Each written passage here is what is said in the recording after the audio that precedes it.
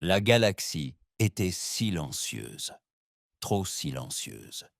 2 ans s'étaient écoulés depuis que le capitaine Elias Grant avait fait exploser l'ogive Excalibur au cœur de la conscience collective Erebus. 2 ans depuis que l'essaim irrésistible s'était effondré en un instant, ses formes monstrueuses disparaissant dans le néant. 2 ans depuis que les derniers vestiges de l'Alliance avaient dérivé au lendemain d'une victoire qui leur avait tout coûté. Et pourtant, le silence semblait anormal. Le haut capitaine Zort se tenait à bord du pont de la colère souveraine, contemplant l'immensité de l'espace profond. La dernière bataille avait eu lieu dans une région au-delà de la galaxie connue. Un lieu où l'Erebus avait rassemblé ses forces, où la physique elle-même semblait s'effondrer.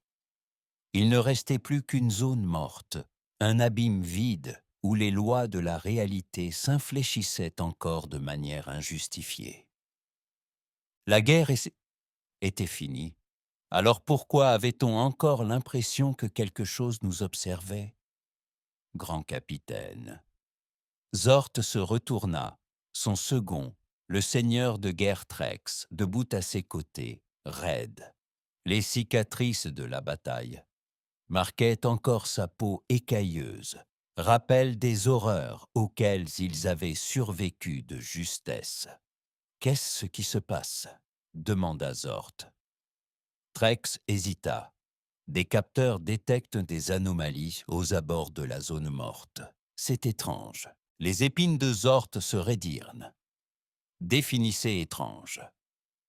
Trex tapota la console et l'écran holographique s'anima. Nous avions envoyé des sondes longues portées dans la zone de détonation d'Excalibur le mois dernier. Aucune n'était revenue, mais aujourd'hui, l'une d'elles est revenue. Zort fronça les sourcils. Et alors? Trex zooma sur les dernières transmissions de la sonde.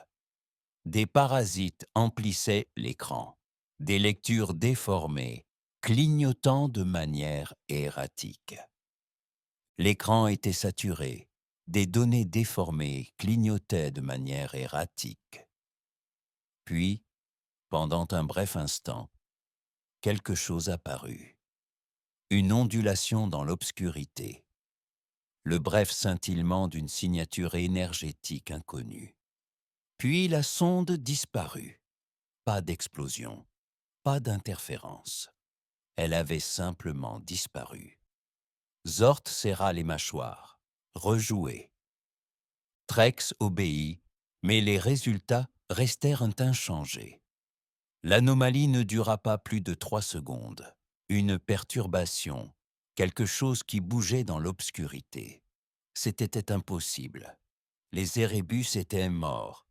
Leur source avait été effacée, n'est-ce pas? Zort expira et se détourna de l'écran. Y avait-il eu d'autres rapports similaires? Trex hésita à nouveau. Oui, les griffes de Zort se recroquevillèrent. Combien? Une douzaine. Tous venus des confins de l'espace. Des vaisseaux disparaissants. Des relevés de capteurs faussés. Des murmures dans les canaux de communication. Des relevés de capteurs faussés. Des murmures dans les canaux de communication. Le sang de Zort se glaça. Des murmures?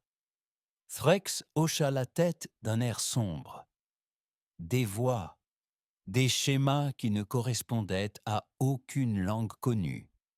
Et dans certains cas, des transmissions reconnaissables.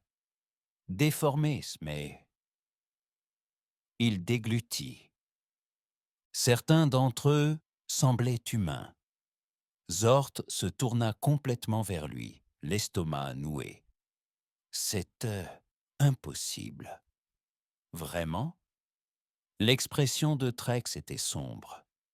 Nous aussi, nous pensions que les Erebus étaient impossibles autrefois. Un long silence s'installa entre eux. Zort se retourna vers le hublot, le regard perdu dans l'abîme. Il avait combattu les Érébus, vu de quoi ils étaient non capables, et il les avait vus mourir.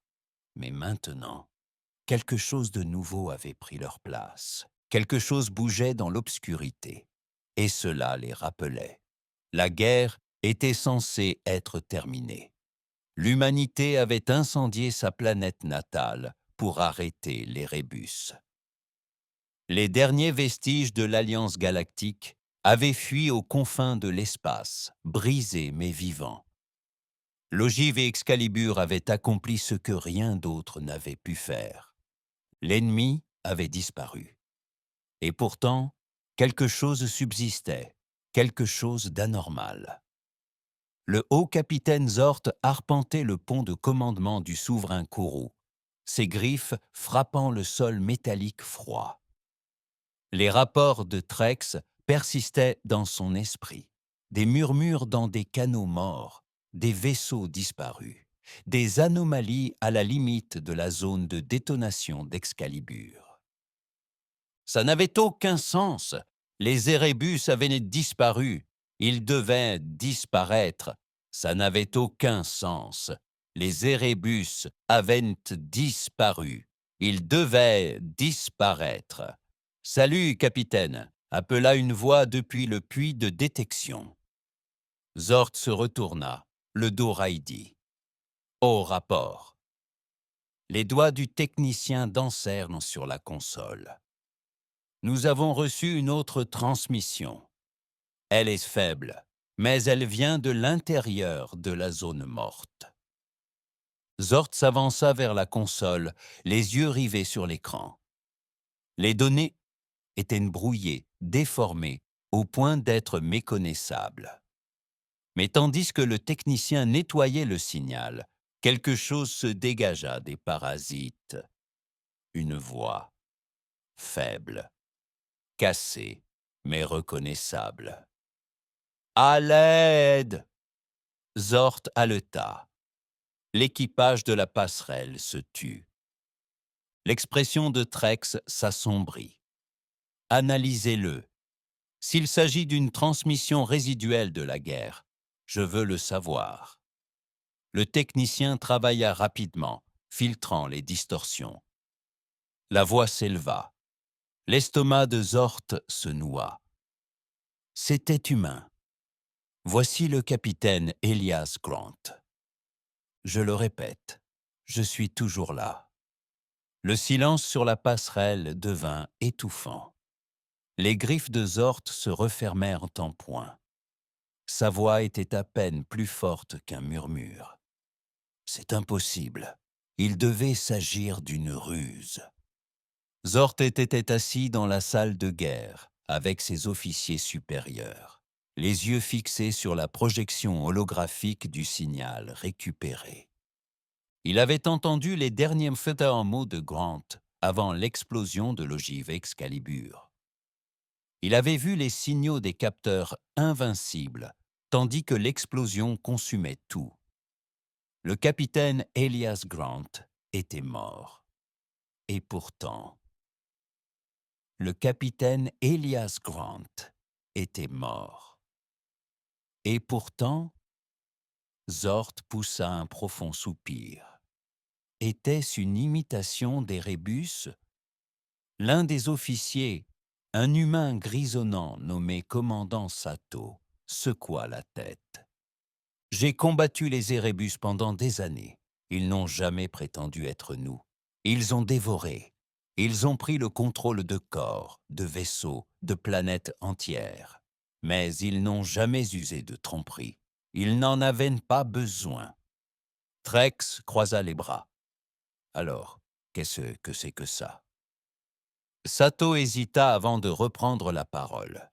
J'ai vérifié l'empreinte vocale dans toutes les bases de données disponibles.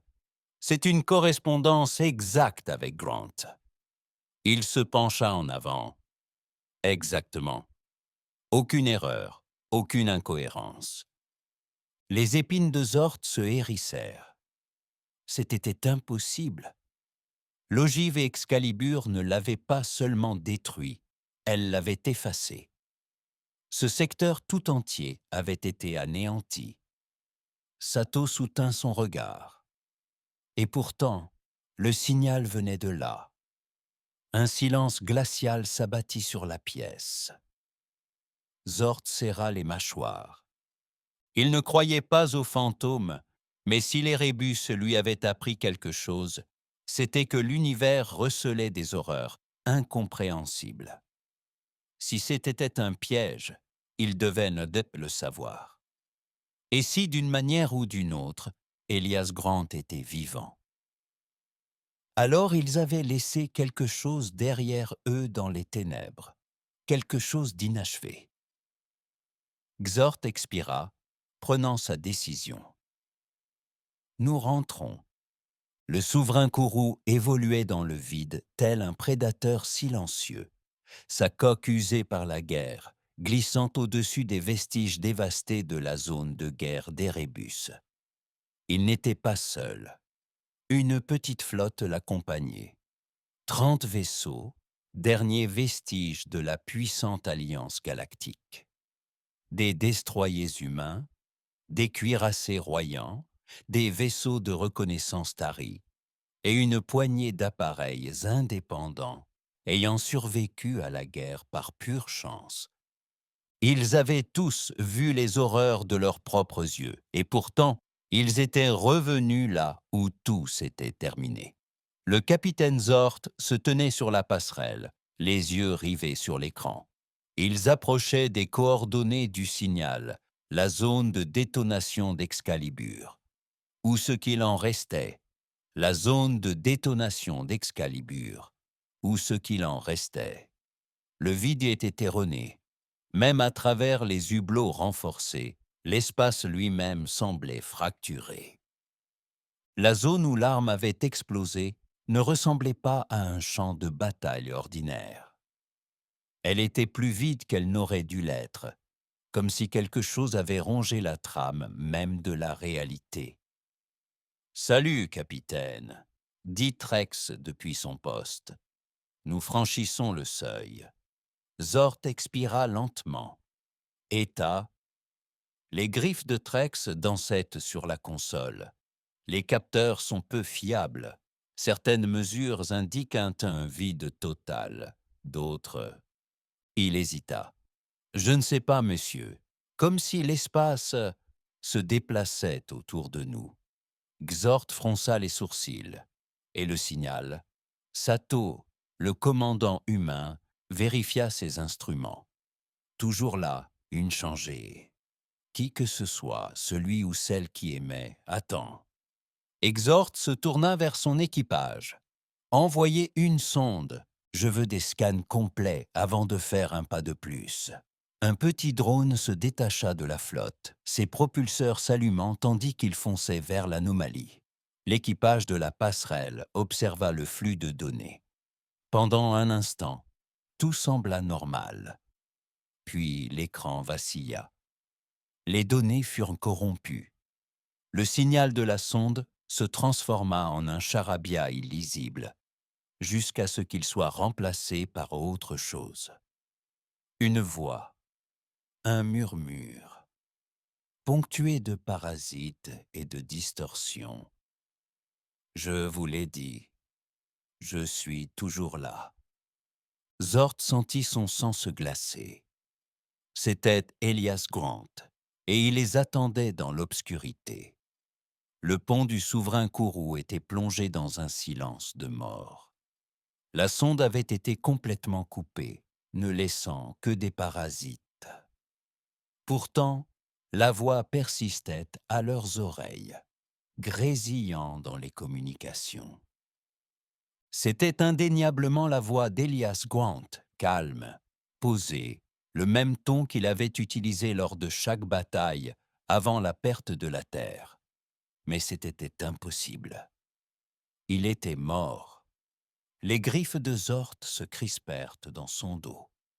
Leur instinct leur criait qu'il s'agissait d'un piège, qu'il fonçait droit dans quelque chose d'incompréhensible. Et pourtant, s'il y avait une chance que Grant soit vivant, il devait le savoir. « Threx !» dit Zort en s'efforçant de garder une voix ferme. « Peux-tu en localiser la source ?» Threx secoua la tête. « Pas vraiment. Le signal se déplace, comme s'il traversait différents points de l'espace, mais il est plus fort au cœur de la zone de détonation. »« Bien sûr que si, » dit Zort en se tournant vers Sato. « Tu connais Grant mieux que quiconque. Qu'en penses-tu ainsi ?» Le commandant humain hésita. « Je ne sais pas. » Il se frotta le visage, comme pour se libérer du poids de ses pensées. « Si c'était quelqu'un d'autre, je dirais que c'était une imitation d'Erebus. Mais l'Erebus ne parlait jamais comme ça. Et ça lui ressemble. » Xor n'apprécia pas cette réponse. Il se tourna vers l'écran, observant l'abîme s'étendre devant eux. La zone de détonation n'était pas un champ de bataille ordinaire. C'était une plaie ouverte, un endroit où les lois de la physique avaient été balayées par l'ogive Excalibur. Aucun vaisseau n'était jamais revenu de ces profondeurs. Et pourtant, quelque chose se trouvait à l'intérieur. Zort expira brusquement. « On y va !» La flotte avançait prudemment dans la zone morte. Chaque vaisseau avait ses boucliers au maximum, ses armes prêtes, mais il n'y avait rien à combattre. Pas d'ennemis, pas d'épave, rien du tout, juste le vide. Et puis, une forme apparut au loin. Au début, c'était difficile à comprendre. Le vide semblait onduler, se déformer autour de quelque chose de presque tangible. Plus il s'approchait, plus la chose se solidifiait, jusqu'à ce que les scanners se verrouillent enfin. Sato prit une grande inspiration. « C'est un vaisseau !» Zort plissa les yeux. « Numéro, pas seulement un vaisseau, l'indomptable, l'immense vaisseau de guerre humain dérivait silencieusement dans les abysses, son blindage noir toujours intact. Aucun dommage visible, aucun signe de décomposition, comme figé dans le temps. Et pourtant, ce n'était pas bien. C'était mal. Rien que de le regarder, Zort se mit à démanger, comme si son cerveau peinait à assimiler son existence. « Ce n'est pas possible !» marmonna Threx. Zort n'était pas d'accord. L'indomptable était au point zéro lorsque Grant avait fait exploser l'ogive Excalibur. Il ne devrait pas être là. Il aurait dû être effacé avec tout le reste. Et pourtant, il était là, à attendre. Les communications crépitèrent à nouveau. « Je vous l'ai dit, je suis toujours là. » Zort expira lentement. « Préparez une équipe d'abordage. » La navette d'abordage dérivait vers l'indomptable, ses propulseurs fonctionnant à peine, naviguant dans le silence surnaturel de la zone morte. Le haut capitaine Zort était assis, sanglé dans son harnais, ses griffes claquant rythmiquement contre son genou. L'atmosphère à l'intérieur de la navette était tendue, chargée d'une peur inexprimée. L'indomptable n'était pas seulement un vaisseau de guerre. C'était une légende, le dernier gardien de la Terre. Le vaisseau qui avait mené la charge contre l'Erebus et porté le coup fatal. Lui aussi était censé avoir disparu. Et pourtant, il dérivait devant eux, intouchable par le temps. Zort jeta un coup d'œil à l'humain assis en face de lui, le commandant Sato. L'homme avait à peine parlé depuis leur départ du souverain Kourou. Ses yeux étaient rivés sur les hublots, scrutant la silhouette imposante du vaisseau de guerre, comme s'il essayait de se convaincre qu'il était réel. « Ça va ?» demanda Zort. Sato ne détourna pas le regard. « J'ai servi sur ce vaisseau autrefois. »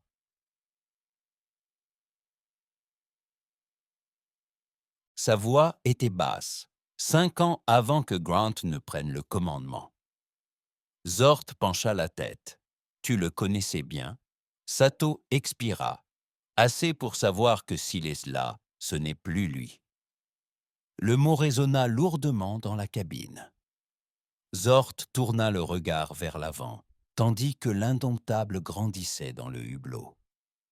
La baie d'amarrage se dressait devant eux, ses portes déjà ouvertes, comme pour les inviter à entrer. Quelque chose les attendait. La navette frémit en entrant en contact avec les pinces d'amarrage. Un bruit métallique retentit dans la coque, suivi d'un sifflement mécanique lorsque la pressurisation s'égalisa. Puis, le silence. Zort se détacha et se leva tandis que l'équipe d'abordage préparait ses armes. 8 soldats, 4 humains, 4 royans, chacun armé de fusils à plasma et de disrupteurs électromagnétiques au cas où l'Erebus serait parti. « Reste !» Dernière vérification, dit Xort. Pas de communication ouverte sauf nécessité. Pas de séparation. Si quelque chose bouge, on tire en premier, compris. Un concert de remerciements s'ensuivit. Xort expira et appuya sur le bouton de déverrouillage du sas. La porte s'ouvrit dans un sifflement lent et douloureux. Derrière eux, l'indomptable attendait. Sombre, silencieux, attendant. Le premier pas à l'intérieur lui parut inconfortable. Les bottes de l'équipe d'abordage claquèrent contre le sol métallique, mais le bruit était étouffé, comme si le vaisseau l'avalait. Les lumières étémentes faibles, vacillant lentement et irrégulièrement. Des ombres s'étendaient sur les murs, se tordant selon des motifs surnaturels. L'air était épais, pas physiquement, mais d'une manière que Zort ne pouvait décrire. Comme si quelque chose d'invisible les pressait, les observant. Sato prit la tête, son fusil levé. L'alimentation était toujours en marche, les respirateurs artificiels en marche. Zort hocha la tête, serrant plus fort son arme. Alors, où est l'équipage? Personne ne répondit. Ils avancèrent prudemment dans les couloirs, balayant chaque recoin, mais le vaisseau resta vide. Pas un seul corps, pas de sang, aucun signe de lutte, juste l'absence. C'était comme si l'équipage avait tout simplement disparu. Puis, les murmures commencèrent. Au début, c'était à peine perceptible, juste un léger bourdonnement, comme des parasites dans les communications. Mais à mesure qu'ils s'enfonçaient dans le vaisseau, le son s'intensifia. Toujours là, Zort se figea. Quelqu'un d'autre avait-il entendu? L'équipe échangea des regards inquiets. Puis, un soldat humain marmonna, échangea des regards inquiets. Puis, un soldat humain marmonna. Oui, nous l'avons tous entendu. La mâchoire de Sato se serra. C'est Grant, comme avant. Zort se hérissa. Numéro, ce n'est pas Grant. C'est quelque chose qui porte sa voix. Le murmure continua, de plus en plus fragmenté. Ne me quitte pas, le vide est infini. Je te vois. Puis, les lumières s'éteignirent. Obscurité totale. Un clic retentit lorsque quelqu'un alluma la lampe de son casque. Le faisceau traversa le vide, mais les ombres semblèrent ne s'accrocher aux parois, résistant à la lumière. Un grondement métallique et profond résonna dans le vaisseau. Et soudain, quelque chose bougea. Ni à découvert, ni sur leur passage, mais dans les murs. Une ondulation lente et changeante parcourut les cloisons comme un muscle se tendant sous la peau. Le métal lui-même semblait respirer. La voix de Sato était tendue. Ce n'est pas le vaisseau. Les griffes de Zord se resserrèrent autour de son fusil. Numéro, ce n'est pas ça. Et puis, dans le silence absolu, une voix retentit. Claire, directeur, vous n'auriez pas dû revenir. C'était Elias Grant, et il était juste derrière eux. Zord pivota, fusil levé, ses griffes serrées sur la détente. L'équipe d'abordage l'imita, pointant ses armes vers la source de la voix. Le couloir derrière eux était vide. Rien. Aucun mouvement. Aucun signe de vie. Juste le faible bourdonnement des systèmes de l'indomptable, toujours en fonctionnement dans l'obscurité. Mais ils l'avaient tous entendu. La voix d'Elias Grant. L'air leur semblait étrange, lourd, comme si quelque chose d'invisible les pressait, en roulant des mains invisibles autour de leur gorge. Zord expira lentement. Des scans thermiques? Un soldat royant vérifia sa visière. Négatif. Rien de visible. Cela n'avait aucun sens. Zord avait combattu dans des dizaines de guerres. Il connaissait la sensation d'un ennemi observant dans l'ombre. Mais ça, ce n'était pas quelque chose qui rôdait dans l'obscurité. L'obscurité elle-même semblait vivante. Sato serra les dents. On continue d'avancer. Le pont principal est à 3 ponts. Si on peut accéder aux journaux, on découvrira peut-être ce qui s'est passé ici. Zord hocha la tête, faisant signe à l'équipe d'avancer. Ils avancèrent prudemment, enjambant des grilles rouillées et passant devant des terminaux hors service. L'indomptable aurait dû être un vaisseau décharné, sans vie et abandonné, mais sa puissance vibrait encore sous leurs pieds. Il était éveillé, et quelque chose s'éveillait avec lui. Ils atteignirent le premier carrefour lorsque les murmures reprirent. Cette fois, ce n'était pas une voix dans les communications. Tout autour d'eux. Trop tard. Retournez-vous. Je vous vois. Un léger mouvement vers la droite. Zord pointa son fusil vers le mouvement, mais le couloir était vide. Son cœur battait à tout rompre. Il n'imaginait pas cela. « Sato, murmura-t-il, tu as vu ?» Un bruit sourd résonna dans le couloir, fort, droit devant. L'équipe se figea, armes levées. Le pouls de Zord s'accéléra tandis que le bruit sourd se fit entendre à nouveau. Un impact lent et délibéré contre la cloison. Puis, une empreinte de main sanglante se dessina sur le métal, surgissant de nulle part, et dans la pénombre des lumières de secours, quelque chose apparut. Le souffle de l'équipe s'accéléra. C'était Elias Grant, ou du moins quelque chose qui lui ressemblait. Zord avait déjà vu Elias Grant. Il avait combattu à ses côtés, connaissait la mâchoire dure, le regard bleu perçant, la posture inébranlable d'un homme qui avait mené son espèce à travers ses heures les plus sombres. Mais cette chose, ce n'était pas Grant. Elle portait son visage, mais quelque chose clochait. Trop immobile, trop parfait, comme une figure de cire sculptée pour ressembler à un homme. La créature Elias Grant les fixait sans ciller. Son uniforme était impeccable, intact par les combats. Pas une seule cicatrice, pas une trace de fatigue. Juste vide. « Sato, » murmura Zord. « Tu vois ça ?» La voix de Sato était rauque. « Ouais. » Zord fit un lent pas en avant, ses griffes resserrées autour de son fusil. « Grant ?» La tête de la chose s'inclina, d'une lenteur mécanique, comme si elle ne comprenait pas bien la question. Puis, de cette même voix parfaite, « Tu n'aurais pas dû revenir ». Zort se hérissa. « Tu n'es pas lui. » La chose sourit. Un sourire pas humain, trop large, trop délibéré. N'est-ce pas? Les lumières vacillèrent, et Elias Grant disparut. À l'instant même où il disparut, le vaisseau tout entier trembla.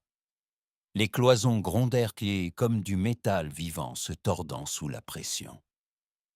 Le murmure se transforma en rugissement, 1000 voix hurlant à la fois. Puis les ombres se mirent à bouger. Zort eut à peine le temps de réagir que quelque chose surgit des ténèbres. Ce n'était pas Grant, ce n'était rien. Une forme, noire, informe, mouvante, jaillissait des murs, prenant forme au gré de ses mouvements. Pas un corps, mais une imitation. Elle se déplaçait comme un humain, mais ce n'était pas humain. Ses membres étaient trop étirés, se courbant à des angles anormaux. Ses yeux, si c'étaient des yeux, brillaient d'une faible lumière verte, maladive. Et elle était rapide. Zort se baissa à peine avant de bondir, les bras tendus comme du métal liquide, ses griffes acérées manquant son visage de quelques centimètres. Feu! L'équipe ouvrit le feu, des projectiles de plasma fusant dans le couloir. La chose sursauta, son corps se déformant comme s'il luttait pour conserver sa forme. L'espace d'un bref instant, elle vacilla, sa forme se transformant en bugs. Une seconde, ce n'était qu'un cauchemar sans trait distinctif. L'instant d'après, on aurait dit l'un de leurs propres soldats. Un marine humain, le visage déformé par l'agonie, le corps à moitié consumé par des ombres changeantes. Il hurla. Zort appuya sur la détente. Une balle de plasma le transperça de part en part. La créature convulsa, ses traits volets fondants, remplacés par des tentacules noirs et ondulants. Puis, avec un cri surnaturel, il s'effondra au sol, se dissolvant dans le néant. Silence. La respiration de Zort était saccadée. Ses griffes tremblaient autour de son fusil. L'air sentait mauvais, comme du métal brûlé et de la pourriture. Sato déglutit difficilement. Quoi? C'était quoi ce bordel? Zort se força à se lever, à réfléchir. Ça avait l'air humain. L'espace d'un instant, ça avait même sonné humain. Et ça avait un visage, comme celui d'Elias Grant. Zort expira, stabilisant son pouls. Il faut qu'on rejoigne la passerelle. Sato essuya la sueur de son front. Tu crois que les journaux nous diront ce qui s'est passé? Zort baissa les yeux vers les restes noircis de la chose qui avait tenté de les tuer. Non, murmura-t-il. Je pense qu'ils nous diront ce qui se passe encore. Et cela le terrifiait plus que tout. L'air à bord de l'Indomptable était lourd, épais. Chaque respiration leur semblait anormale, comme s'ils inhalaient quelque chose qui n'était pas censé exister. Zort conduisit l'équipe plus profondément dans le vaisseau, son fusil à plasma fermement en main. Chaque couloir semblait tortueux, pas physiquement, mais d'une manière qui rongeait l'esprit. C'était subtil, comme entrer dans une pièce et oublier pourquoi on y était entré, comme traverser un rêve qui tournait au cauchemar. Ils avaient perdu 2 autres soldats en chemin. Un instant, ils marchaient en formation. L'instant d'après, disparu. Plus de cris, plus de coups de feu, juste effacés. Sato avait cessé de les appeler après le deuxième. Les 6 autres avançaient prudemment, respirant à peine. La passerelle du vaisseau était proche. Zort pouvait apercevoir la porte blindée au bout du couloir. dont la structure métallique avait été déformée par le combat. S'il restait des réponses, ils seraient à l'intérieur. Les murmures n'avaient pas cessé. Si près. On vous voit. Tu n'étais pas censé revenir. Zort l'ignora. Ils n'avaient pas le choix. Ils atteignirent les portes du pont. Le panneau d'accepter était hors service, mais Sato s'avança et sortit un dispositif de secours de son sac. Il travailla rapidement, ses doigts se déplaçant avec précision, mais Zort sentit qu'il était secoué. Ils l'étaient tous. Les ombres avaient tenté de prendre le visage d'Elias Grant, de faire semblant. Mais la vraie question n'était pas pourquoi. La vraie question était, avait-elle réussi? Sato expira brusquement. Nous sommes à bord. Les portes de la passerelle s'ouvrirent en grinçant, et ils entrèrent. La passerelle de l'indomptable était figée dans le temps. Toutes les consoles étaient encore actives, leurs écrans vacillants de données, chargés d'électricité statique. Le siège du capitaine resta en place, parfaitement aligné avec le hublot principal, qui montrait l'obscurité infinie au-delà. Et au centre de la passerelle, affalé sur le terminal, un corps. L'équipe leva aussitôt ses armes. Ce n'était pas n'importe qui. C'était Elias Grant, ou ce qu'il en restait. Zort se rapprocha, ses griffes resserrant son fusil. L'uniforme de Grant était déchiré, flétri par le temps, mais c'était impossible. L'indomptable avait disparu 2 ans auparavant. Sa peau était grise, craquelée comme une pierre ancienne, comme si son corps avait été à moitié préservé, pris entre la mort et autre chose. Puis, dans la lueur vacillante des consoles, il ouvrit les yeux. Zort ne réfléchit pas. Il tira. Un éclair de plasma traversa le crâne du capitaine, pulvérisant os et chair synthétique. Le corps de Grant Tangua convulsa violemment avant de s'effondrer sur le terminal. Silence. Threx expira brusquement. Était-ce? Ce n'était plus lui. La voix de Sato était tendue. Ce n'était plus lui. Zort déglutit difficilement. Il avait vu de quoi l'Érébus était capable. Ils consommèrent, assimilèrent, portèrent soda la chair des morts. Cette chose n'était pas Grant. C'était quelque chose de piégé dans ses restes. Zort se força à détourner le regard. Extraire les journaux de bord maintenant. Sato hocha la tête et se dirigea vers le terminal. Le système résista d'abord. Son interface lança, bugua, mais finalement, un seul journal demeura intact. Le dernier message enregistré du capitaine Elias Grant. Sato l'activa, et la vraie voix de Grant emplit la passerelle. Entrée de journal 007. Capitaine Elias Grant, date inconnue. Si vous entendez cela, c'est que quelqu'un nous a trouvés. Un souffle saccadé, des parasites. Je ne sais pas combien de temps il me reste. Le temps ne fonctionne pas comme avant ici. Nous ne devrions pas être ici. Rien de tout cela ne devrait exister. Encore des interférences. Le grincement du métal en arrière-plan. Quand l'ogive Excalibur a explosé, nous ne sommes pas morts. Nous n'avons pas gagné. Nous avons brisé quelque chose. Nous avons ouvert un trou dans l'univers, et nous sommes maintenant pris entre ce qui était et ce qui vient. Une pause.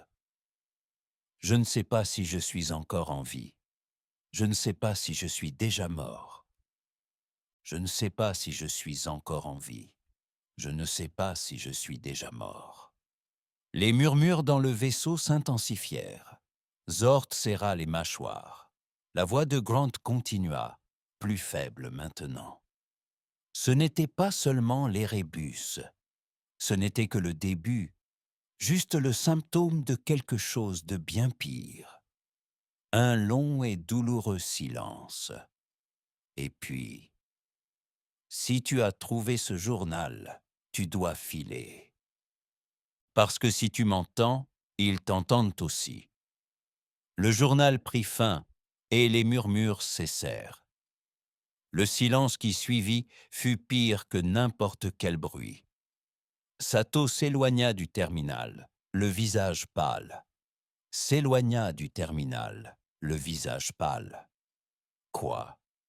Qu'est-ce que ça veut dire? Zort ne répondit pas. Son esprit s'emballait. L'érébus n'avait jamais été le véritable ennemi. Quelque chose d'autre les attendait derrière eux. Et quand l'ogive Excalibur explosa, il l'avait laissé passer. Un clic métallique et sec résonna sur le pont. Zort se retourna et vit Elias Grant debout dans l'embrasure de la porte. Parfait, intact, ses yeux bleus rivés sur eux, et il sourit. « Je te l'ai dit, je suis toujours là.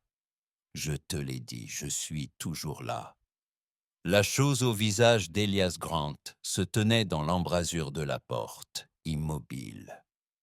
Son expression était trop parfaite, trop travaillée, comme s'il mimait un sourire plutôt que de le ressentir.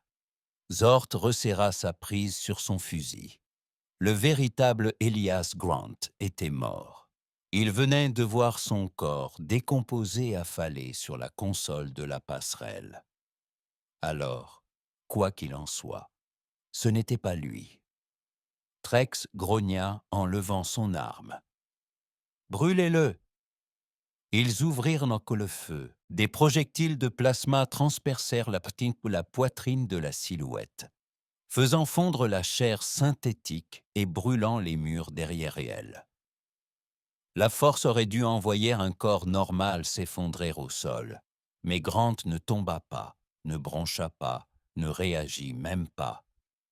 Au lieu de cela, il garda le sourire, puis fit un pas en avant. Le souffle de Sato s'accéléra. Non, non, non. Le visage de la chose se fendit, non pas de sang ni d'os, mais d'ombre. La peau se déchira comme un tissu qui se défait, révélant quelque chose en dessous, quelque chose de mouvant, sa forme vacillant entre 100 visages, 100 versions différentes d'Elias Grant se superposant et s'effondrant sur elle-même. Pas réel, pas un corps, une pensée façonnée. Et il n'était pas seul. Les murmures revinrent, mais pas seulement de Grant. De partout. Courez. Laissez-nous entrer. Vous avez ouvert la porte. Les murs ont bougé. Les cloisons de l'indomptable, le métal même du navire se sont déplacés comme un liquide, formant des mains à moitié formées, des visages tordus, des bouches chuchotant d'interminables voix déformées. Il n'avait jamais été seul. Puis les lumières s'éteignirent complètement. Retour en arrière, retour à la navette. L'équipe sprinta dans le couloir, tirant des coups de feu dans l'obscurité. La grande chose ne les poursuivit pas. Elle les observait, sa forme déformée, vacillant comme un mirage. Il n'avait jamais été censé revenir ici. L'indomptable n'était plus un vaisseau. C'était une blessure, une cicatrice dans la réalité, là où quelque chose d'autre s'était infiltré, et il voulait qu'il reste. Sato cria dans les communications. « Colère souveraine, vous comprenez? Nous avons besoin d'une extraction immédiate. » Parasite, pas de réponse, pas de connexion avec la flotte. Le pouls de Zort battait fort.